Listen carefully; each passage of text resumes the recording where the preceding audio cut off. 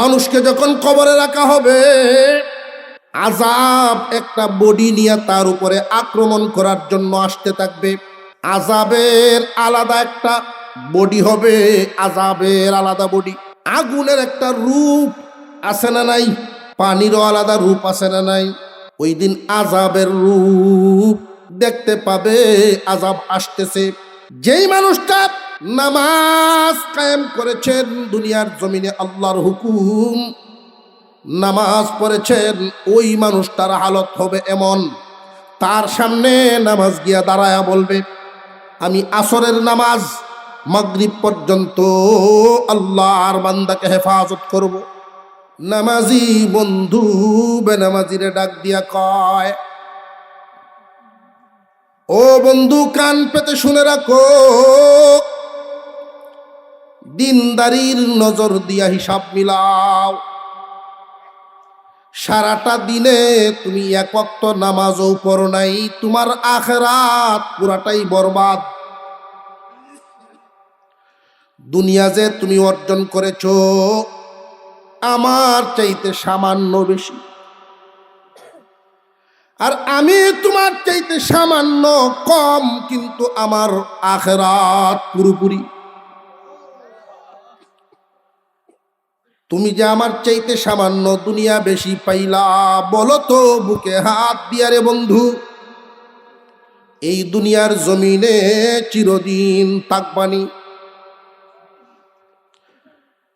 আমরা এখানে যারা আছি একা থাকেন, বিয়ে শাদী করেন, সন্তানাদি জন্ম দেন বা না দেন, বাড়িতে থাকেন বা শহরে থাকেন, ঘরে থাকেন আর মাঠে থাকেন, দেশে থাকেন বিদেশে থাকেন, এমন কোনো মানুষ নাই এই দুনিয়ার জমিন ছাড়বে না। সাথে যাবে কি? 200 যে আপনি আমার চাইতে বেশি কামাইলেন, এটা সাথে যাইব যে বলে না, তো সাথে তো যাবে ওই আমল। সামান্য দুনিয়ার ত্যাগ কুরবানি দিয়া আমি করছি যে আমল। আবু বকর সিদ্দিক রাদিয়াল্লাহু তাআলা আনহু সর্বপ্রথম পুরুষদের মধ্যে ইসলাম গ্রহণ করে। মহিলাদের মধ্যে খাদিজাতুল কুবরা রাদিয়াল্লাহু আনহা। রসুলের সাথে এই দুইজনের সম্পর্ক হলো, একজন তো বিবি আর একজন ঘনিষ্ঠ বন্ধু, বাল্যকালের বন্ধু। সর্বপ্রথম যদি তারা দুইজন ইসলাম গ্রহণ করলো, নবী হিসেবে মানল, খুব চিন্তাশীল কথা।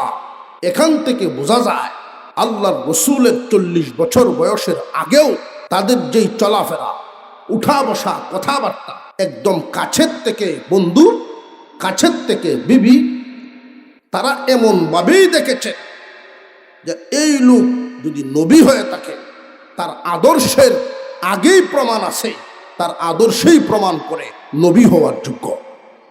দুনিয়ার জমিনে খেয়াল করে দেখবেন যে যত বড়ই হোক, ওই বড়টা বাহিরে থাকে, ভিতরে বড় নাই। মন্ত্রীও যদি ঘরে যায়, বিবি কিন্তু মন্ত্রী সাপ হইত না। বিবির কাছে সবার মর্যাদা হয় না। এই জন্য আল্লাহর পয়গম্বরের এক হাদিসের মধ্যে উল্লেখ করা হয়, বিবির সাক্ষী স্বামীর জন্য কবুল হবে। কিয়ামতের দিন কোন স্বামী যদি আটকা পড়ে যান, ওই সময় বিবি যদি বলে, আল্লাহ আমি জানি আমার স্বামী ভালো, আমার জানা মতে আমার স্বামী ভালো মানুষ। বিবি যদি স্বামীর ব্যাপারে বলে ভালো, এর চাইতে আর সাক্ষী খোঁজার দরকার নাই। এত কাছে থেকে আর কেউ বেশি দেখতে পারবো?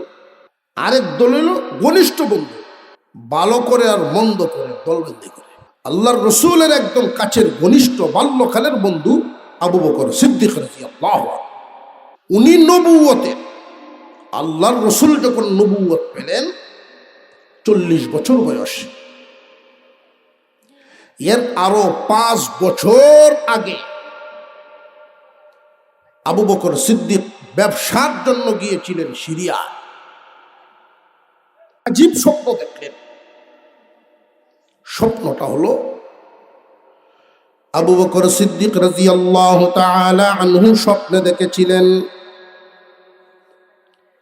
গিয়েছেন সিরিয়ায়, ঘুমাইছেন তাঁবুতে।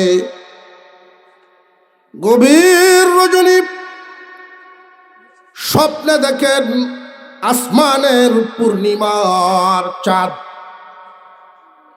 চিরে পড়ে গেছে, আসমানের চাঁদ চিরে পড়ে গেছে দুনিয়ার জমিনে খানে কাবার ছাদের উপর। সুবহানাল্লাহ। বাইরে কই ভাই, সময়ের সুবহানাল্লাহ, সময় মতো করতে না। আসমানের চাঁদ চিরে পড়ে গেছে জমিনে খানায় কাবা, কাবা ঘরের ছাদের উপর।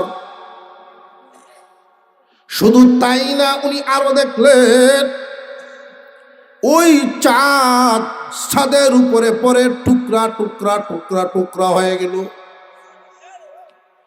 ওইখানে থামে নাই, এক একটা টুকরা মক্কার ঘরে ঘরে ঘরে ঘরে ঢুকা শুরু হয়ে গেছে। উনি যখন সকালবেলায় ঘুম থেকে উঠলেন, পেরেশান হয়ে গেলেন, কি দেখলাম স্বপ্নে, আমি কি দেখলাম স্বপ্নে। আবু বকর সিদ্দিক রাদিয়াল্লাহু তাআলা আনহু তাওরাত এবং ইনজিলের আলেমদের সাথে দেখা করেন। ও তাওরাত ইনজিলের আলেমগণ, আমি স্বপ্নে দেখেছি আসমানের চাঁদ ছিঁড়ে পড়ে গেছে কাবা ঘরের ছাদের উপর, টুকরা টুকরা হয়ে মক্কার ঘরে ঘরে ঢুকা শুরু হয়ে গেছে। এই স্বপ্নের ব্যাখ্যা কি হবে, আমি তো চিন্তিত হয়ে গেলাম। আপনারা আলেম ওলামা, তাওরাত ইনজিলের আলেম, আপনারা জ্ঞানী মানুষ, ইলমওয়ালা, তাই আপনাদের সামনে আসলাম, আমার স্বপ্নের ব্যাখ্যা দেন। আলেমগণ ওই দিন বলেছিলেন, তোমার বাড়ি কি মক্কায়? নি জি, আমি মক্কা নগরী। যে তাহলে শুনে রাখো, আমাদের তাওরাত ইনজিলের ঘোষণাটা শুনে রাখো, তাহলে খুব ভালো করে শুনে রাখো। আমাদের তাওরাত ইনজিলের গবেষণার দ্বারা ইতিহাস থেকে যা বোঝা যায়, শেষ নবীর আগমন হয়ে গেছে, শুধু আত্মপ্রকাশ বাকি। এই আবু বকর, কান পেতে শুনো, তোমার বাড়ি যেহেতু মক্কায়, শেষ নবীর আগমন মক্কা নগরীতে হবে। অবশ্যই উনি এখানে আছেন, জন্ম হয়ে গেছে, আত্মপ্রকাশ হয় নাই। নবী হিসাবে প্রকাশ হবে 40 বছর বয়সে। হয়তো চলাফেরা করতেছো, চিনো বা না চিনো, উনি আছেন, আত্মপ্রকাশ হয় নাই। আবু বকর, তোমার স্বপ্নের দ্বারাই বোঝা যায় উনি আত্মপ্রকাশ হইলে যখন কালিমার দাওয়াত দেওয়া শুরু করবেন। রে আবু বকর, তোমার স্বপ্নের ব্যাখ্যা হলো তুমি সেই ব্যক্তি যে নাকি সর্বপ্রথম কালিমা গ্রহণ করবা। আরো জোরে কোন সুবহানাল্লাহ। কুয়াশা বেশি পড়ার কারণে যারার বাড়ির আত্মীয় স্বজন আইছে, বেওয়াই আইছে বেওয়ার বাড়ি, মেয়ের জামাই আইছে শ্বশুর বাড়ি, খাওয়া দাওয়া দুমসে চলতেছে, কুয়াশারে ডরাইয়া করতে পারবে না। অথচ এলাকার যুব সমাজ যেই আয়োজনটুকু করেছে, এই টাইমে তো মানুষ মাঠ ভরা থাকার কথা। আল্লাহ সবাইকে সময় মতো আসার তৌফিক দেন, সকলেই বলি আমিন। আবু বকর সিদ্দিক রাদিয়াল্লাহু আনহু যেই দিন কালিমার দাওয়াত পাইনি, এর আগ পর্যন্ত এই স্বপ্ন কারোর কাছে বলেন নাই। বাল্যকালের সাথী মুহাম্মদ ওনার কাছে বলেন নাই। যেই কালিমার দাওয়াত দিলেন, আবু বকর সিদ্দিক বলেন, নবী হওয়ার সমস্ত গুণাবলী আপনার মধ্যে আছে, কোনো সন্দেহ নাই। একসাথে ছোটবেলা থেকে চলি, কোনো দিন মিথ্যা শুনি নাই আপনার। বন্ধু বন্ধুর গুণ করে। আর আমরা যদি বন্ধু ভিতর বাহির সব জানি, তখন সার্টিফিকেট এভাবে লেখি, যদি 100 কথা কয় 40টা হাসা 60টা মিশা। জানা আছে তো? আবু বকর সিদ্দিক রাদিয়াল্লাহু তাআলা আনহু বলেন, দুনিয়ার মানুষেরা রে, এমনি আমি কালিমা গ্রহণ করি নাই, একসাথে চলেছি, একসাথে বড় হয়েছি, মক্কা নগরীতে চলাফেরা করায়, জানা অজানা কোনোভাবে স্লিপ কেটেও কোনো দিন মুহাম্মাদের জবান থেকে মিথ্যা শুনি নাই। যত গুণাবলী প্রয়োজন সব গুণ ওনার মধ্যে আছে। এরপরেও আমি আবু বকর জিজ্ঞাসা করলাম, মুহাম্মদ, আপনি যে নবী দাবি করছেন, এর পিছনে দলিল দেন। সবচেয়ে বড় দলিল, আপনি সত্যবাদী মানুষ, ভালো মানুষ, আল্লাহ আপনাকে নবুয়তি দিয়েছেন, কিন্তু এরপরেও আমার মনে দলিল চায়, আপনি দলিল দেন। জিবরাইল আলাইহিস সালাম আমার আপনার পয়গম্বরের কানে কানে শব্দ পৌঁছায়া দিলেন, ওগো আল্লাহর পয়গম্বর, আপনি শুধু একটা কথা বলে দেন, ও আবু বকর, আমি যে শেষ নবী, শ্রেষ্ঠ নবী, আল্লাহ যে আমাকে নবুয়তের মিশন দিয়েছেন, এর প্রমাণ দলিল হলো আজ থেকে 5 বছর আগে দেখা তোমার স্বপ্ন। আর কোনো সন্দেহ নেই, কালিমা গ্রহণ করে ফেলেছে। পুরুষদের মধ্যে আবু বকর আর মহিলাদের মধ্যে খাদিজাতুল কুবরা রাদিয়াল্লাহু আনহা। ইসলামের প্রাথমিক যুগ, দিন যত যায় মুসলমানের সংখ্যা বাড়ে। আবু বকর সিদ্দিক রাদিয়াল্লাহু আনহু মক্কার বাজারের একজন ব্যবসায়ী, বড় ব্যবসায়ীর ফুট ব্যবসায়ী। বাপও বড় মহাজন ছিলেন। কাফেলাকে কাফেলা উট বুঝাই করে মাল আনতেন বিদেশ থেকে। এক্সপোর্ট ইনপোর্ট আছে না? আবু বকর সিদ্দিক রাদিয়াল্লাহু আনহু যখন ইসলাম গ্রহণ করলেন, উনার সময়টাকে 2 ভাগে ভাগ করে ব্যবসায় দিলেন অর্ধেক, কালিমার দাওয়াতে দিলেন অর্ধেক। উনি কি ভুল ভোট ধরছেন না সহি ভোট? আল্লাহর রসুল ঘোষণা দিলেন, তুমি যেই কালিমা গ্রহণ করেছ, এটা যদি আরেকজনকে দাওয়াত দিয়ে পৌঁছায় দাও, আর সে আমল করে সারা জীবনের যেই পরিমাণ নেকি পাবে, আল্লাহর পক্ষ থেকে তোমাকে সেই পরিমাণ দেওয়া হবে, তার এক নেকিও কমবে না। তুমি একজন নামাজি, তোমার দাওয়াতে যদি আরেকজন নামাজি হয়, নামাজ পড়ে উনি যেই পরিমাণ সওয়াব পায়, আল্লাহর পক্ষ থেকে এই পরিমাণ সওয়াব তোমার আমল নামায় দিয়ে দেবে। প্রত্যেকটা নেক কাজে। আবু বকর বলেন, তাহলে তো এই কালিমা বন্টন করা দরকার। দাওয়াতের মিশন অর্ধেক দুনিয়ার জন্য দিলেন সময়, আর অর্ধেক দিনের জন্য দিলেন। দিনের দাওয়াতের কাজ করেন, কালিমার দাওয়াত দেন। দিন যত যায় আবু বকরের কাছে শুধু দিন মজা লাগে, দিন মজা লাগে। সময়টারে আরো কমায় ফেললেন। 12 ঘন্টার মধ্যে এখন 9 ঘন্টা দাওয়াতে, 3 ঘন্টা দোকানে।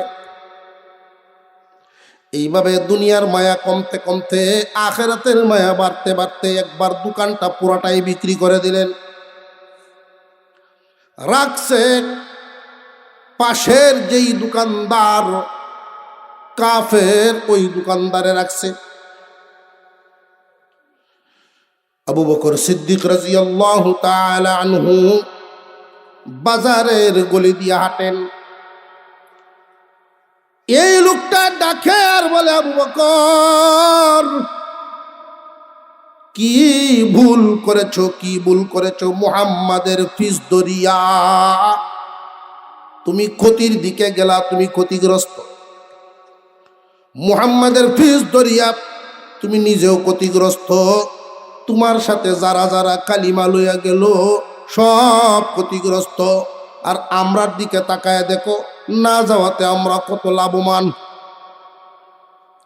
মক্কার বাজারে এই আলোচনা শুরু হলো, আমরা লাভবান। আগে দোকান ছিল অর্ধেক, এখন দোকানের মালিক আমি পুরাটা। আবু বকর, তোমার তো শুধু কমলো আর আমার বাড়লো। তুমি বিফল, আমরা হইলাম সফল। মুহাম্মাদের পিছনে যাইবে যারা, সকলেই বিফল হইবে তারা। কন্যা নাউযুবিল্লাহ। মুসলিম মহিলারা আকাঙ্ক্ষা করতেন,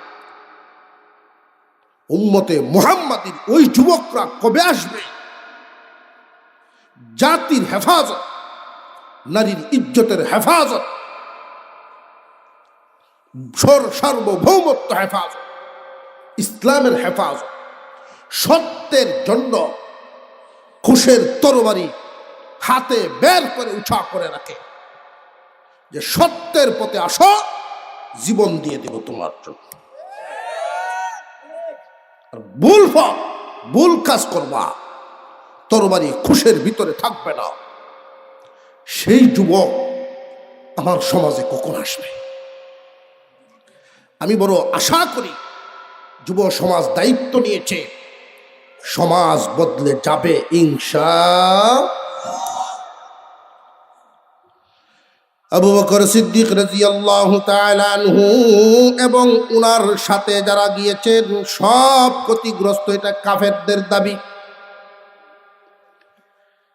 আসলে দুনিয়ার জমিনে কে ক্ষতিগ্রস্ত, কে লাভবান, কে সফল, কে বিফল, এই চিন্তা ভাবনাটা যদি মেলানো লাগে, তাহলে আমরা সমাজের দৃশ্যটা আগে দেখি। কোন একজন বাবা, দুই ছেলের বাপ।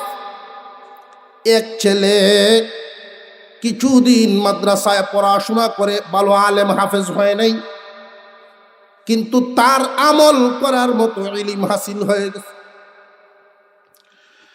পাঞ্জাগানা মসজিদ আছে গ্রামের ভিতরে, 5 ওয়াক্ত নামাজ পড়ে এবং ছোট করে গৃহস্থিটা করে, এমন হালতে চলে কেউ যদি তার কাছে চায়, দেওয়ার মতো সামর্থ্য নাই, কিন্তু সে যে চলে, কারোর কাছে চাওয়া লাগে না। যদিও কাউকে দিতে পারে না, কিন্তু কারোর কাছে চাওয়াও লাগে না।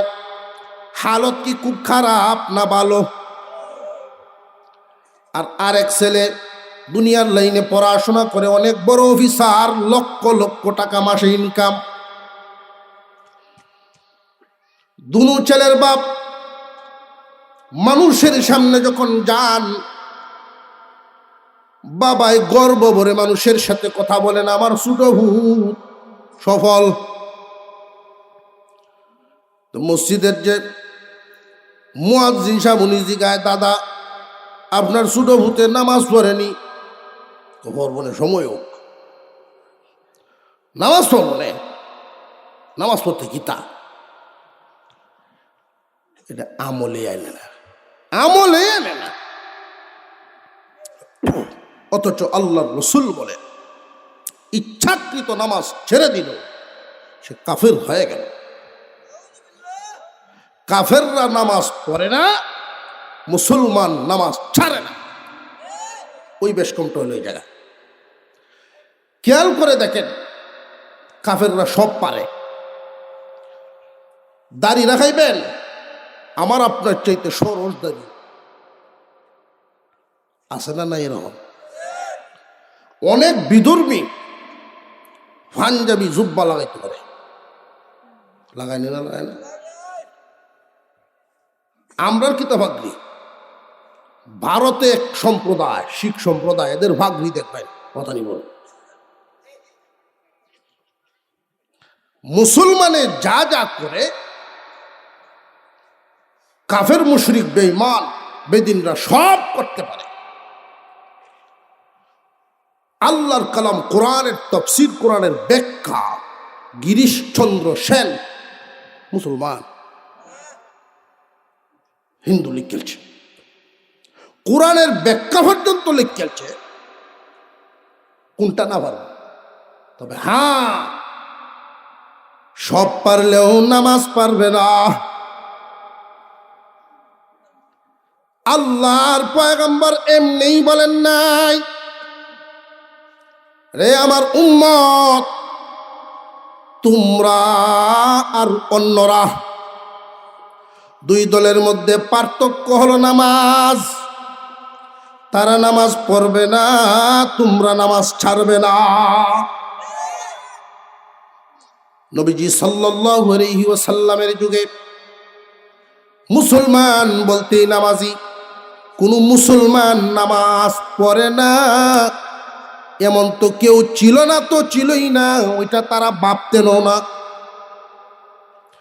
মুসলমান নামাজ ছাড়তে পারে এটা তারা ভাবতে নেই না, ভাবতেও পারতেন না যে নামাজ ছাড়তে পারে মুসলমান। অথচ মুসলমানের নামাজ হলো কামিয়াবির সিঁড়ি। আল্লাহর হুকুম ছেড়ে দিয়েছে মুসলমান, এই জাতির উপরে সাহায্য কেমনে আসবে? নামাজকে গুরুত্বই দেয় না। যদি দেখা যায় খেতে যাওয়ার কথা, ভোরবেলায় ঘুম থেকে উঠে ছেলের বাবায় রাতের বেলায় বলে রাখছে, পুত্রে বুড়ে উঠবি, জমিনটা বাসন লাগবো, বাপ্পু সবাই যাবে, কিন্তু ফুত উঠছে না। উনি যেই পরিমাণ তার উপরে চাপ প্রয়োগ করছে, গালিগালাজ, শাসন, চিল্লা পাল্লা, কয়েকদিন হতো। দুনিয়ার এই কাজের মধ্যে না যাওয়ার কারণে, ক্ষতিগ্রস্ত হওয়ার কারণে উনি খুব চেতাচেতি করলেন, দুনিয়ার গুরুত্ব আছে দেখেই তো করছে। তো এই ছেলে যে দিনকে দিন, মাসকে মাস নামাজ পড়ে না, বাবা কোনোদিন ধমক দিয়াও দেখছে না,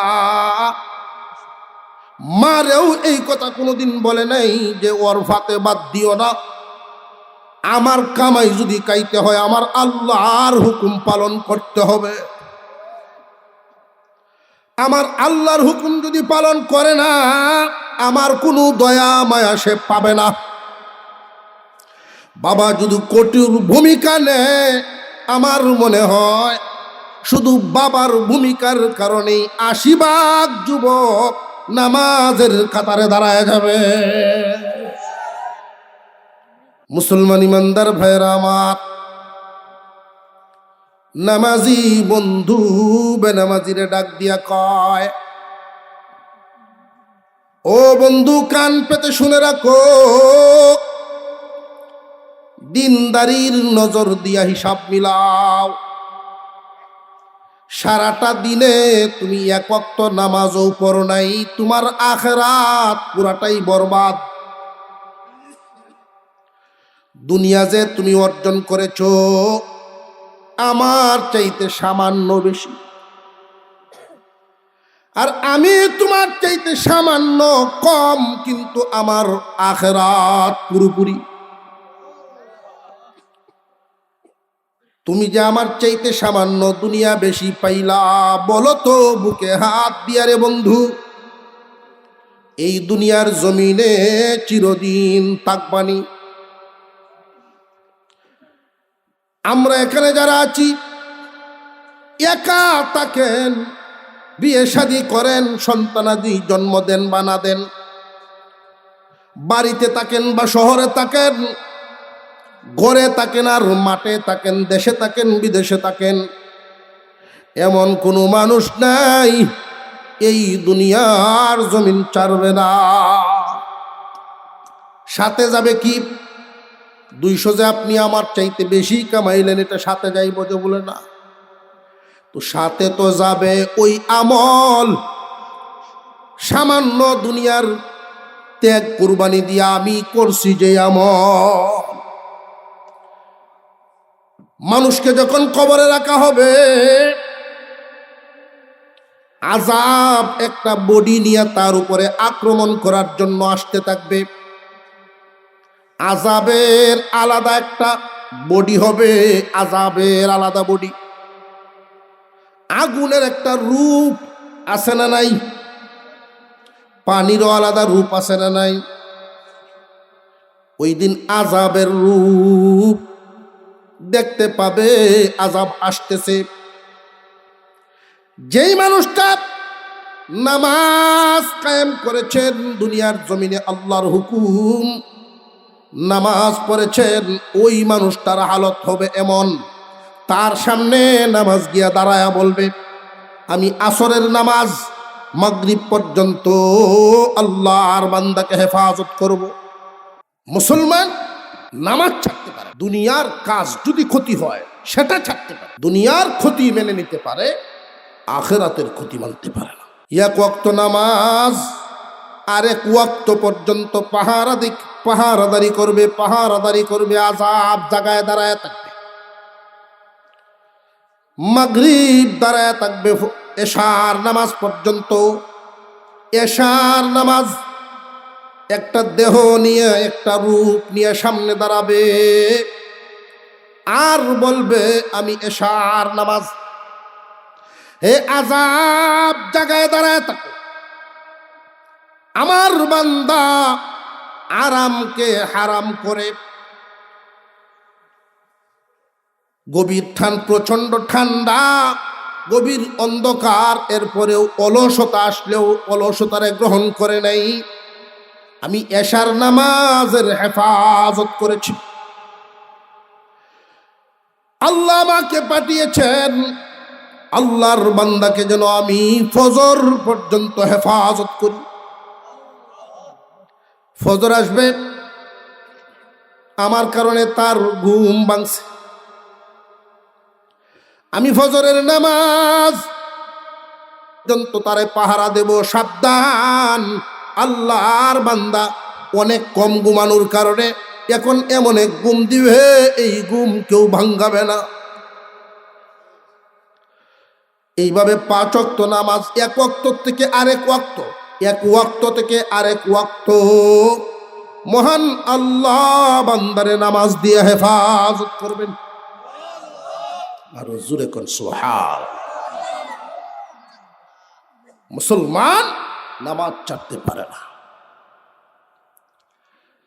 সফল আর বিফল খুব ভালো করে বুঝেন। যেই ব্যক্তি 200 টাকা বেশি কামাইলো, যেই বন্ধু বেনামাজি বন্ধু, সে নিজেকে সফল কাম ভাবতেছে। আর নামাজি বন্ধু মাত্র 200 কম, অথচ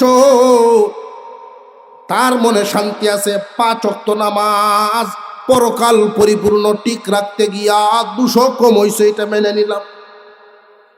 কিন্তু আমার পরকাল আখিরাত থাকবো যেখানে বেশি দিন, চিরদিন। যেই জামানা চিরদিন, ওই জামানার কামাই পরিপূর্ণ হইছে। তুমি আমার চাইতে 200 ইনকাম বেশি করাতে হয়তো বেশি তো বেশি, তুমি যেই বিছানায় ঘুমাইবা ওই বিছানায় আমার চাইতে একটু দামি তুলা হইব তোমার কুসুম। যেই খাবারটা খাইবা 1-2 পদ বেশি পাবে। এই দুনিয়ার জমিনে যারা ধনী হন, আখিরাত বাদ দিয়া শুধু দুনিয়া, শুধু দুনিয়া, শুধু দুনিয়া। দিনদারের চাইতে, সাধারণ একজন দিনদার মুমিনের চাইতে কি এমন বেশি পায় দুনিয়ার পিছনে দৌড়ে? হয়তো কয়েক পদ বেশি দিয়া খাবার খাইতে পারে, একটু দামি কাপড় গায়ে জড়াইতে পারে, নরম একটা বিছনাত ঘুমায়, গরমের দিন হইয়াছি ভাই। আর কি তা নাকি এগুলো সতের কবর লয়ে যাব? আবু বকর সিদ্দিক রাদিয়াল্লাহু তাআলা আনহুকে মক্কার মানুষেরা যখন বলল তোমরা সব বিফল, আমরাই সফল,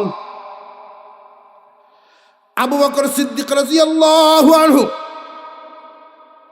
টলমল চোখের পানি ওনার সরাসরি আমার আপনার পয়গম্বরের দরবারে চলে আসলেন। ওগো আল্লাহর পয়গম্বর, মক্কার বাজারে এমন এমন আলোচনা চলতেছে, ওগো আল্লাহর নবী আপনি বলে দিন আসলে কি আমরা লাভবান না ক্ষতিগ্রস্ত, আমরা কি বিফল না সফল? আপনার জবান মুবারক থেকে শুনতাম, আপনি বলে দেন। নবীজি সাল্লাল্লাহু আলাইহি ওয়াসাল্লাম সান্ত্বনামূলক বাণী দিবেন, প্রস্তুত হয়ে গেলেন। এমনি শোনা যায় জিবরাইল আমিনের আগমনের আওয়াজ, ঘন্টির আওয়াজ বাজতেছে, ঘন্টি বাজে। আবু বকর, এই মুহূর্তে জিবরাইল আগমন করছেন, তাহলে বোঝা যায় আল্লাহর পক্ষ থেকে কোনো ঘোষণা আসবে।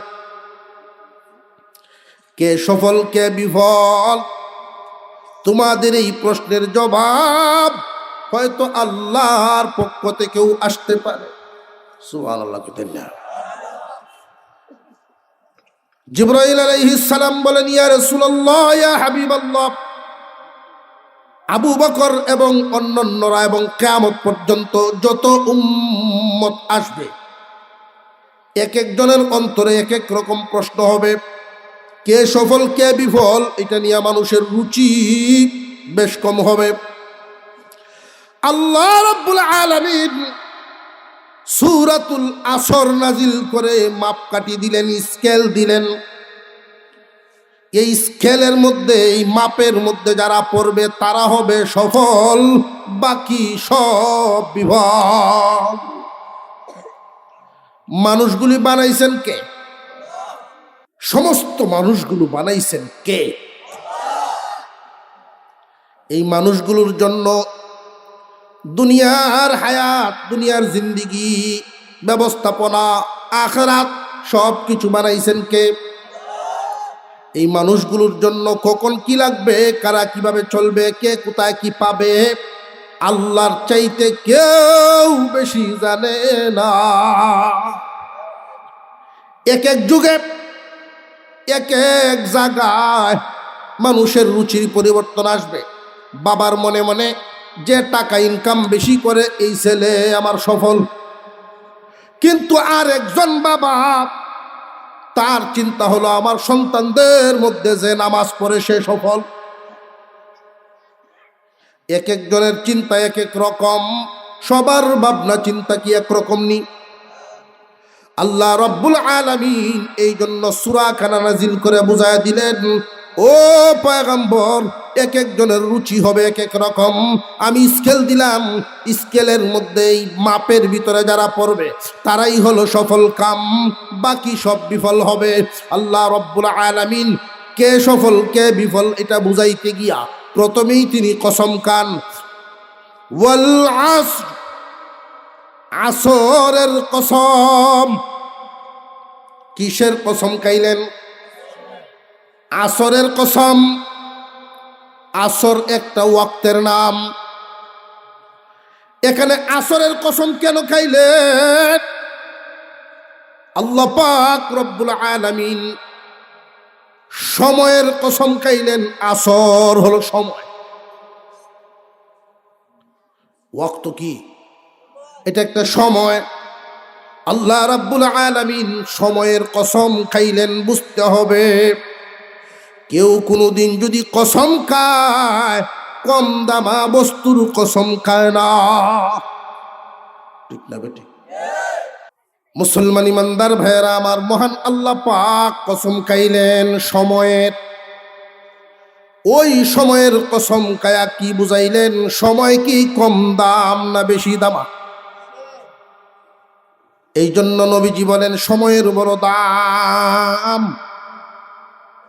সময়ের দাম বুঝাইতে গিয়া আবার সময় যে দামি, সময় বুঝাইতে গিয়া নাম আনছেন আসরের নাম। 24 ঘন্টার ভিতরে যেই 24 ঘন্টা সময়, আরো ওয়াক্ত আছে না নাই? সময়ের গুরুত্ব দিতে গিয়া মহান আল্লাহ আসর নামটা কেন আনলেন, মাগরিব এশা আনলেন না কেন? আসরের নাম এনে জাতিকে, বান্দাদেরকে বুঝায় দিলেন, বান্দারে তোমার জিন্দিগি আর আসরে মিল আছে। মানুষের জিন্দিগি আর ওয়াক্তে আসর হুবহু মিলিয়া যায়। আসরের যেই ওয়াক্তটা আরামের না ব্যস্ততার? লড়ে না, ব্যস্ততা। যে ব্যক্তি গৃহস্থ মানুষ, কৃষি কাজের সাথে জড়িত, তাকে এই গৃহস্থের জন্য গরু বান্ধন, দোয়া দেওয়ন, আবার ব্যাগটা লইয়া বাজারে যান।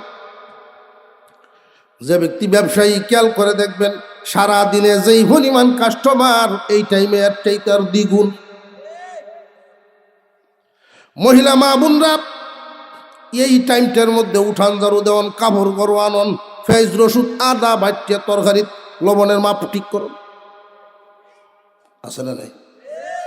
আর ইয়ং জেনারেশন যারা কিশোর যুবক, এরার ব্যস্ততা হইল বেড আর বল লইয়া, আছে না নাই? আসরের টাইমটা কিন্তু তোমার জীবনের সাথে হুবহু মিলে যায়। এই ওয়াক্ত কোন দিক দিয়া পার হয়ে যাবে, তুমি খেলায় থাকবে, দেখবা সন্ধ্যা হয়ে গেছে। ব্যবসায়ী দোকানদারিতে থাকবে, দেখবেন আজান হয়ে গেছে মাগরিবে। আসর মানুষকে ফাঁকি দিয়া পট করে চলে যায়, খবর নেই। বান্দারে তোমার জিন্দিগির সাথে মিলাও, অতীতের দিকে একটু নজর দাও। তোমার কি ওই দিন মনে আসেনি? ওই দিনগুলো মনে পড়েনি? 2টা টাকার জন্য আব্বার পিছে পিছে ঘুরতা, তোমার ওই দিনগুলো কি মনে পড়েনি? আয়নার সামনে দাঁড়ায় চুলগুলো আশ্রানি, স্মৃতি তুলন, কত সুন্দর নতুন যুবক, চেহারায় কোনো পছন্দ নাই, কিন্তু আজকে তোমার চেহারার দিকে তাকায় দেখো, মুখ ভর্তি দাড়ি। কিছুদিন আগেও তোমার দাড়ি কালো ছিল, এখন 1-2টা সাদা শুরু হয়ে গেল। কোথায় কাটাইলা জিন্দিগি? আসরের সাথে মিল আছে। এই জন্য আল্লাহ আসরের কসম খায়া তিনি ঘোষণা দেন, ওয়াল আসর, ওয়াক্তের কসম, সময়ের কসম। সময় বলতে কতটুকুন বুঝাইলেন, ওয়াক্ত বলে কতটুকুন বুঝাইলেন? মুফাসসিরিনে কেরাম বলেন, আদম আলাইহিস সালাম থেকে নিয়া কিয়ামত পর্যন্ত সবটা এক সময়। আল্লাহ পাক কসম খায় তিনি ঘোষণা দেন, ওয়াল আসর ইন্নাল ইনসানা লাফি খুসর। আসরের কসম, নিশ্চয় মানব জাতি বিফল।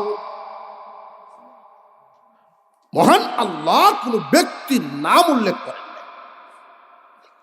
মক্কার বাজারের তারা উল্লেখ করে বলল, মুহাম্মাদের ফিসে গেল যারা, বিফল তারা।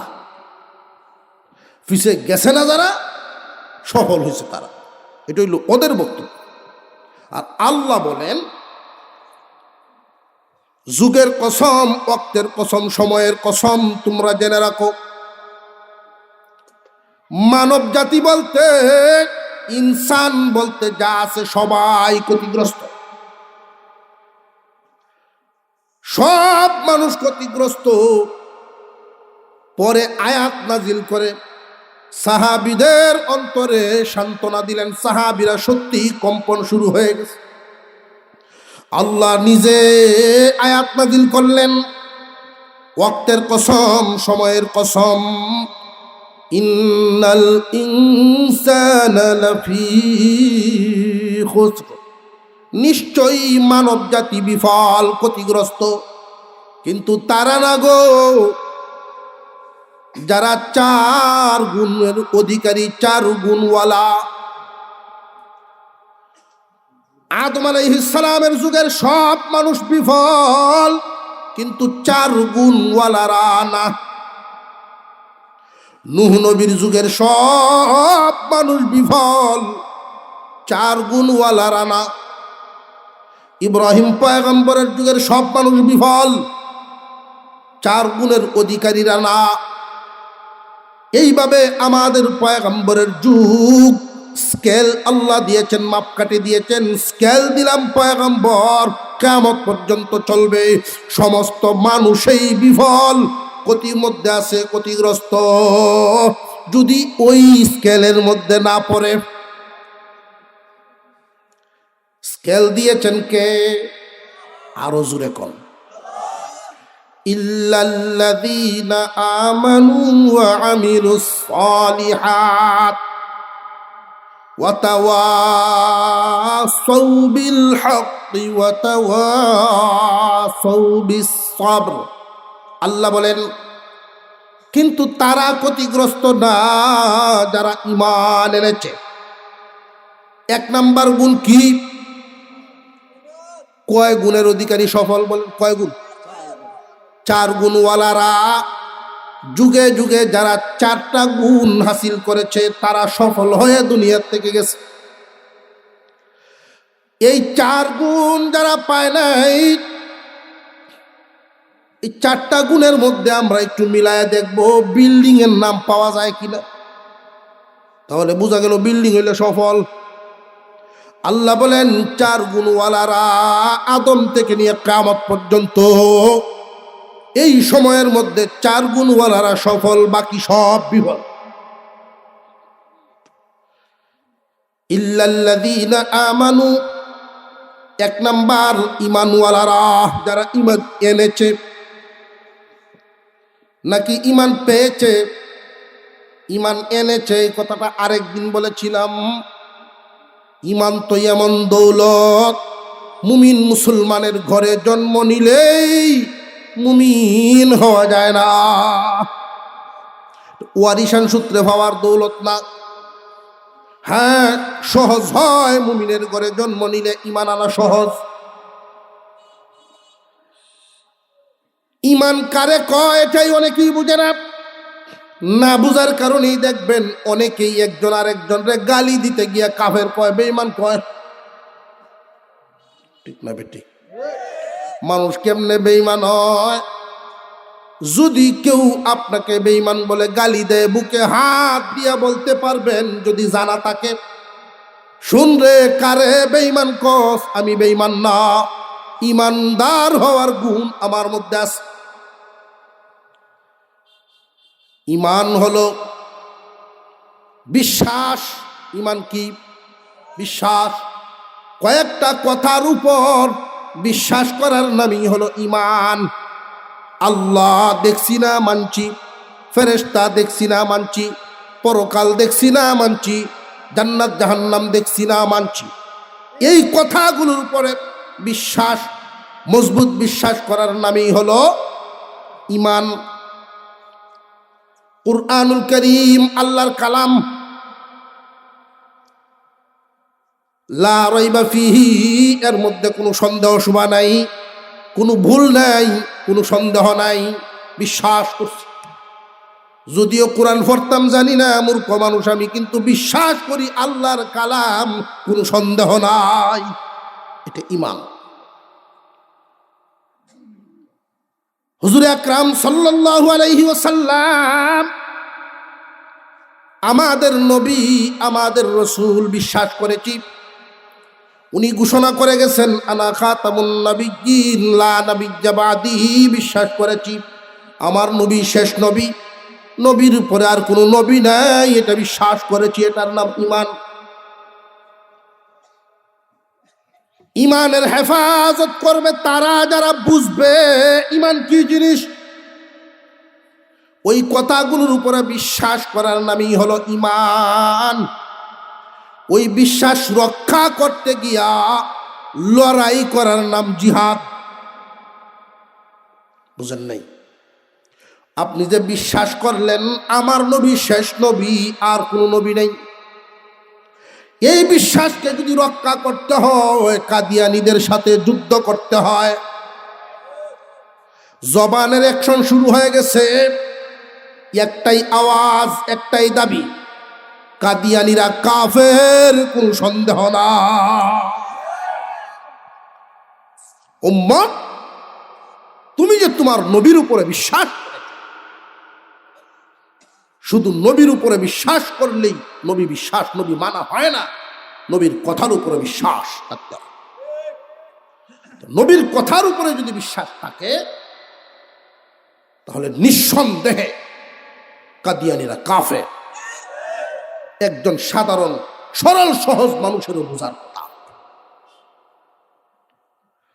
হুজুর আকরাম সাল্লাল্লাহু আলাইহি ওয়াসাল্লাম শিখায় দিলেন কয়েকটা কথার উপরে বিশ্বাস করবা, এর নাম হলো ঈমান। যে ব্যক্তি বিশ্বাস করে তারই বলে মুমিন। যে ঈমান আনে, যে বিশ্বাস করে, তারে কি বলে? বিশ্বাসের নাম ঈমান। যার কাছে থাকে সে মুমিন। ইল্লাল্লাযীনা আমানু, এক নাম্বার হলো ঈমান এনেছে। দুই নাম্বার, আল্লাহ বলেন যুগে যুগে 2 নাম্বার গুণের অধিকারী, ওয়া আমিলুস সালিহাত, যারা নেক আমল করেনেওয়ালা, যারা নেককার, বিফল না। ওয়া তাওয়াসাউ বিল হক্কি ওয়া তাওয়াসাউ বিস সবর। ঈমানওয়ালা, নেক আমল করেনেওয়ালা শুধু নিজের নেকির মধ্যে বসে থাকে না, আরেকজনের পিছনে লাগে বেনামাজিরে নামাজি বানাইতো। আরেকজন কোরআন পড়তে জানে না, উসিলা খুঁজে তারে কোরআন পড়াইতো। শুধু নিজে আমলওয়ালা না, আরেকজন রেও নেক আমলওয়ালা বানানোর চেষ্টায় থাকে। এটা 3 নাম্বার গুণ। 1 নাম্বারে বিশ্বাস করা, 2 নাম্বারে আমলে লেগে যাওয়া, 3 নাম্বার আরেকজন রেও এই আমল করানির ফিকির করা, আমলের দাওয়াত। 4 নাম্বার, ইসলামের উপরে যদি কোনো বাধা আসে, কিসের বাধা? বেআমলির বাধা। ইসলামী সমাজ, মুসলিম সমাজে যদি কোন ইসলামিক কার্যকলাপ হইতে চায়, বাধা প্রদান করা 4র্থ গুণ। 4র্থ গুণটা হলো বাউন্ডারি, ফসলি ক্ষেতের বাউন্ডারি মজবুত থাকবে যত, ইসলাম হেফাজত তত। বর্তমান সময়ে খেয়াল করে দেখেন আমাদের এই বাউন্ডারি বড় দুর্বল। একই পাড়ায় বসবাস করি, একই গ্রামে বসবাস করি, আরেকজন মুসলমানের সন্তান বিয়ের অনুষ্ঠানে যদি ডেস্ক বাজায়, 2 জন নামাজি আইসা বাধা দিলে এই বাধা শক্ত হয় না। জানিয়ে রাখবেন মুসলমান, বান্দার হক শুধু জমিন নষ্ট করা না, আরেকজনের ওয়ারিশ টাকানি শুধু বান্দার হক নষ্ট না। তুমি মনের ভিতরে শখ উঠছে, গান শুনবা, কানের ভিতরে রাখতে বা ঘরের রুমের ভিতরে আওয়াজ রাখতে একলা শুনবা। তোমার শখের বশীভূত হয়ে যদি আরেকজন এই আওয়াজ শুনে বিরক্তি বোধ করেন, এটা বান্দার হক নষ্ট হয়। তোমার গানের আওয়াজটা যেন তোমার কাছে সীমাবদ্ধ থাকে। আরেকজন মুমিন যদি এই আওয়াজ শুনে কষ্ট পায়, তাহলে মানুষের হক নষ্ট, বান্দার হক নষ্ট হয়। রাস্তা একটা, আমরা ওই যে রাস্তা দেখছি, রাস্তার পাশে দোকান আপনি নিয়ে বসলেন, আপনার জায়গায় আপনি দোকান নিয়ে বসছেন, রাস্তা মানুষ রাস্তা দিয়ে যায়, আপনার এই ঘরের মাল নিয়ে যেই গাড়ি আসবে, গাড়িটা দাঁড়াইবে আপনার জায়গায়, সরকারি জায়গাটা। আপনার কাস্টমার সদাই নিবে, আপনি টাকা নিবেন, ওরাও যেন দাঁড়ায় আপনার নিজের জায়গায়। আপনি যদি অন্যের জায়গায় কাজে ব্যবহার করেন, তার অনুমতি লাগবো, আর নইলে বান্দার হক নষ্ট হইব। গাড়ি লুট করে, রাস্তা ব্লক করে, জিনিসপত্র উঠা নামা করানো, বান্দার হক নষ্ট। বুঝে আসতেছে? মুসলমান ইমানদার ভাইরা আমার, এই যে ইসলামের যেই বাউন্ডারি, 4 কাজ: 1 নম্বরে ইমান, 2 নম্বরে নেক আমল, 3 নম্বরে আরেকজনকে নেক আমলের দিকে, সৎ পথের দিকে ডাকা, নেক কাজের দিকে আহ্বান করা, অর্থাৎ সৎ কাজের আদেশ, সৎ কাজের আদেশ। 4 নম্বরে অসৎ কাজে বাধা। বাধা নামক বাউন্ডারি এখন আমাদের দুর্বল। যদি দেখা যায় কয়েকজনে মিলে যাত্রা করতে চাইতেছে, এলাকার তৌহিদি জনতা বাধা দেয়, এই ক্ষেত্রে তৌহিদি জনতারে ওই আরেক মুসলমান গোষ্ঠী যাত্রার মহব্বতের কারণে জঙ্গি কইয়া গালি দেয়। মুসলমান ইমানদার ভাইয়েরা আমার, খুব সাবধান, জেনে রাখবেন, ইমান এমন এক দৌলত, ইমান ছাড়া কেউ জান্নাত পাবে না। আল্লাহর পয়গম্বর বলেন, হে আমার উম্মত, এমন একটা জামানা আসবে, সকালে ইমানওয়ালা ইমান নিয়ে ঘর থেকে বের হবে, কিন্তু বেঈমান হয়ে ঘরে ফিরবে। আবার ইমান নিয়া ঘরে ঢুকবে, সকালে ঘর থেকে বের হওয়ার সময় ইমান হারা হয়ে বেরোবে। এটা কেমনে? ইমান নিয়া বের হইছে বুঝলাম, বাহিরে ফেতনার কারণে ইমান হারাইছে। ইমান লইয়া গড়ে আসলো, বের হওয়ার সময় ইমান হারাইলো। এটা কেমনে? গড়ে কেমনে ইমান হারায়? যে বর্তমান এমন এক জামানায় পড়েছি, গড়ের ভিতরে, রুমের ভিতরে, খেতার তলে, লেফের তলে ইমান হারায়। মুসলমান ইমানদার ভাইয়েরা আমার, সৎ কাজের আদেশ, অসৎ কাজের নিষেধ জানিয়া রাখবেন। সমাজের মধ্যে যদি কেউ অন্যায় করে, মদ খায় প্রকাশ্যে, এক তো হারাম, দ্বিতীয় প্রকাশ্যে, ওই সমাজে যদি এটা বাধা না দেওয়া হয়, বর্তমান সমাজে মুসলমানদের হালত হলো, অমুকের ভূত হারাম করে, আমার হইল কি? ঠিক না বেঠিক? অমুকের ভূত নষ্ট হয়েছে, আমার কি? ভাই, মুসলমানদের সমাজ হাত গুটায়া তাকার কথা তো আল্লাহ বলেন নাই। তুমি যদি সফল বাহিনী হও, 4 গুণের অধিকারী থাকতে চাও, মুজাহিদদের কাতারে নাম লেখাও, সৎ কাজের আদেশ, অসৎ কাজের বাধা দেওয়া শুরু করো। যদি বাউন্ডারি দুর্বল হয়ে যায়, মনে রাখবা, আজকে তার বাড়িতে একজন অন্যায়কারী হয়েছে, এই অন্যায়টা ছড়ায় পড়বে, এমন একটা সময় আসবে তোমার ঘরে আসতে বেশি সময় লাগবে না।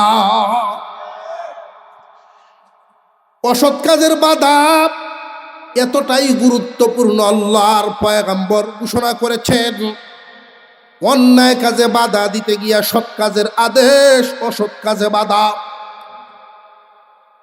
অন্যায়ের প্রতিবাদ করতে গিয়ে যদি কেউ ইন্তেকাল করে, সে শহীদ,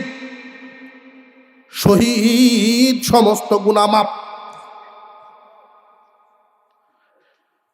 এই উম্মত সৎ কাজের আদেশ সহজে পালন করতে পারবে, নামাজের দাওয়াত, দ্বীনের দাওয়াত, কিন্তু অসৎ কাজের বাধা দেওয়া উম্মতের জন্য কঠিন হয়ে যাবে। কখন? যে এই উম্মত মৃত্যুকে ভয় পাবে। যখন মৃত্যুকে মানুষ কখন ভয় পায়? তার অন্তরে আল্লাহর ভয় যখন থাকে না। জেনে রাখবেন, যেই অন্তরে আল্লাহর ভয় থাকে, এই অন্তরে অন্য কোনো ভয় ঢুকার জায়গা নাই। মুহতারাম হাজিরিন, 4 গুণওয়ালারা সফল। এক নাম্বার ইমানওয়ালা, 2 নাম্বার নেক আমলওয়ালা, 3 নাম্বার সৎ কাজের আদেশ, 4 নাম্বার অসৎ কাজের বাধা দেওয়া। আল্লাহ যেন মাহফিলকে কবুল করেন, এই 4 কথার উপর আমাদের আমলের তৌফিক দেন, বলুন আমিন।